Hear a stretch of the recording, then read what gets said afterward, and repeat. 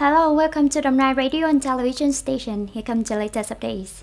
In a report on the minimum salary plan in 2021, officially sent to the government by the National Salary Council on August 28th, there are two notable contents, which are that the application of the current minimum monthly salary will continue to maintain until the end of 2021, and that a new minimum hour wage has not been issued.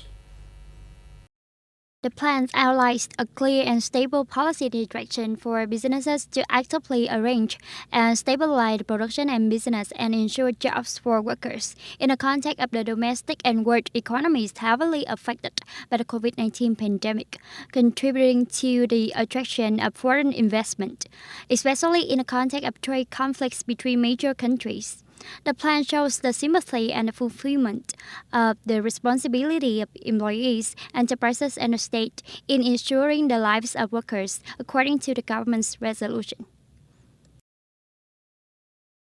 According to the National Salary Council, about 67% of businesses have implemented at least one out of four human resource solutions to cope with the impact of COVID-19 pandemic, including labor cuts, labor rescheduling or rotating leave, giving employees unpaid leave, reducing employees' wages, of which the solution for employees to reschedule or rotate leave is the most commonly applied solution, with nearly 40% of businesses, while over 20% of businesses implement labor cuts. The Ministry of Education and Training has just issued a letter to adjust the admission schedule for the university level and for college level enrollment in preschool education. Accordingly, the Ministry of Education and Training announced a delay of maximum 7 days for the first round of admission by the high school graduation exam results. Specifically, right after the high school graduation exam results for Phase 2 are available, before September the 17th, the Ministry will identify and announce the threshold for ensuring the quality of teacher training disciplines and the disciplines of the health science sector groups with processing certificates issuance. The time for candidates to start to adjust their aspirations will be after the departments have reviewed preliminary graduation recognitions Phase 2, while the time for online aspiration adjustment is 7 days from September the 19th to the 25th, and that for aspiration adjustment by forms in 9 days from September the 19th to the 27th.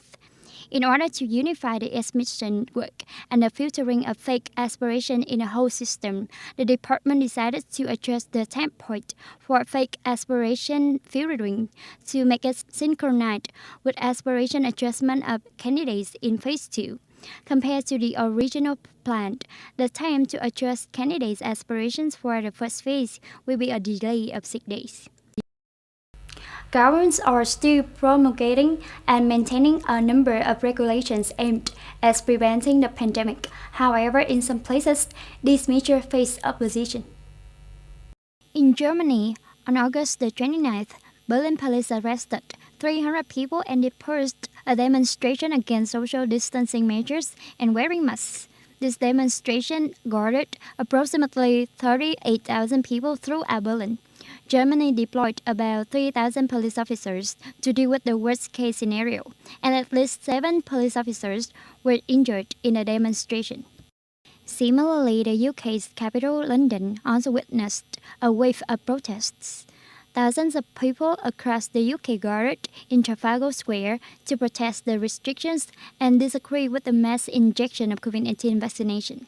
Over the past 24 hours, the UK has had more than 1,100 infections and 12 deaths from the COVID-19. The latest round of discussion on Syrian constitution, mediated by the United Nations, ended this afternoon in Geneva, but did not give the announcement of the next meeting as expected.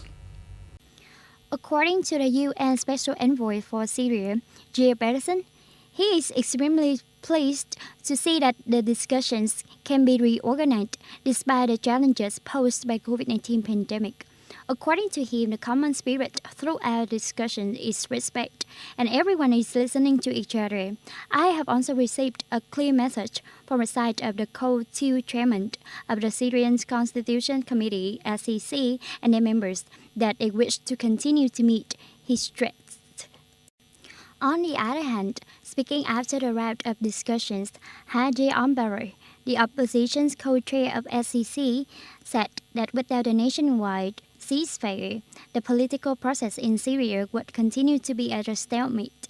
SCC is a process for the United Nations to support and promote the negotiation of a constitution amendment between the Syrian government and the opposition on the basis of the political process set out in Resolution 2254 of the Security Council.